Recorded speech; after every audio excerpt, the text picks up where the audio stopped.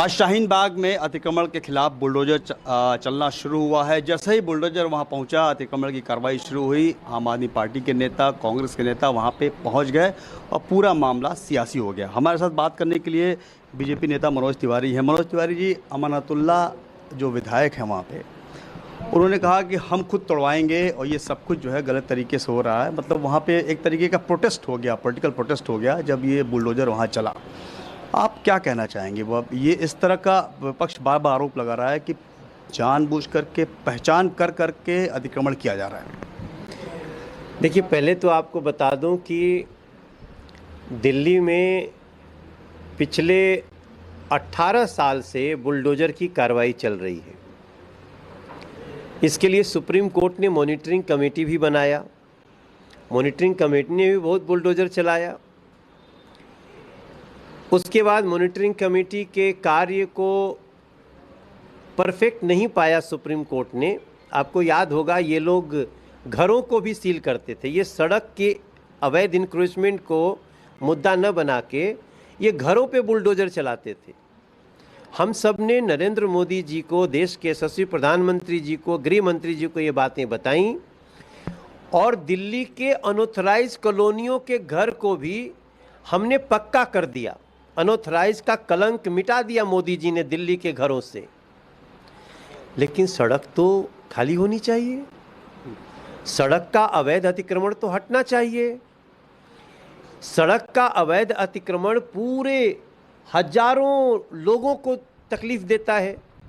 यानी कि ये मकान नहीं तोड़ा जा रहा, सड़क खाली कराई जा रही है। ये सिर्फ सड़क खाली कराई जा रही है। इसको इतने ऐसे गलत ढंग से लोग दिखा रहे हैं। दिल्ली का, ये बहुत बड़ी बात मैं कह रहा हूं, जो लोगों को याद कराना है कि दिल्ली के अवैध कॉलोनियां, उनको क्या बोलते थे? Unauthorised colony. अनऑथराइज्ड कॉलोनी का, अनऑथराइज्ड का धब्बा किसने मिटाया? नरेंद्र मोदी जी ने, बीजेपी ने। उसकी चर्चा नहीं हो रही है। अब सड़क हम खाली करा रहे हैं, वो भी सुप्रीम कोर्ट के निर्देश पे। उस पे आप आ जाते हैं रोकने। तो मेरा तो मानना है कि जो सड़कों का अवैध अतिक्रमण रोकने के लिए जो भी व्यक्ति आ रहा है, उसकी संपत्ति कुर्क होनी चाहिए। यानी कि जो आइडेंटिफाई करना चाहिए। यानी कि आम आदमी पार्टी के जो नेता हैं और कांग्रेस के जो नेता वहाँ पे धरना दे रहे हैं, प्रोटेस्ट कर रहे हैं, उनकी संपत्ति कुर्क हो जानी चाहिए। बिल्कुल। ये लोग सड़कों के अवैध अतिक्रमण का क्यों समर्थन करना चाहते हैं? अगर यही रहा तो फिर तो सड़क के बीचों बीच धीरे धीरे सब कुछ लोग खड़ा कर लेंगे और आप चल नहीं पाएंगे। दिल्ली के घरों को नहीं तोड़ा जाए, जो अपने जमीन लेकर के बनाया किसी ने। हम ये नहीं करें कि सरकारी जमीन पे किसी ने कब्जा कर लिया तो उसको मत तोड़ो, उसको तो उस पर कार्रवाई होनी चाहिए।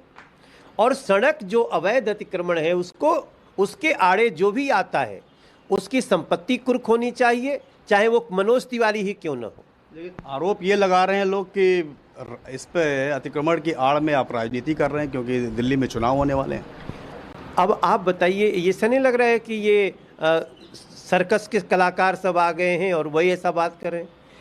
अवैध अतिक्रमण सड़क से हटाना, ये तो जनता की भलाई का काम है। यहाँ भी जितने लोग खड़े हैं, किसी से भी आप पूछिए कि सड़क का अतिक्रमण हटना चाहिए। आप अपने से पूछिए, आप अपने कैमरामैन से पूछिए, भाई सड़क का अवैध अतिक्रमण हटना ही चाहिए। उसके लिए हमारे पास रोज जनता दरबार में हजारों लोगों के एसएमएस आ रहे हैं, पत्र आ रहे हैं। मेरा मानना है कि अवैध अतिक्रमण एक बहुत बड़ी समस्या है। जिसको दुकान खोलना है, हम जगह देते हैं उसको। हम अलग अलग मार्केटिंग स्पॉट बना रहे हैं, वहाँ आप दुकान खोलिए। लेकिन सड़क के ऊपर तो कोई दुकान नहीं खोल सकता ना, ये तो अराजक हो जाएगी दिल्ली। सभी के अधिकारों का हमें रक्षा करना है। इसलिए अवैध अतिक्रमण पे चाहे बुलडोजर चले या उसको बातचीत करके हो, ख़त्म करना ही पड़ेगा।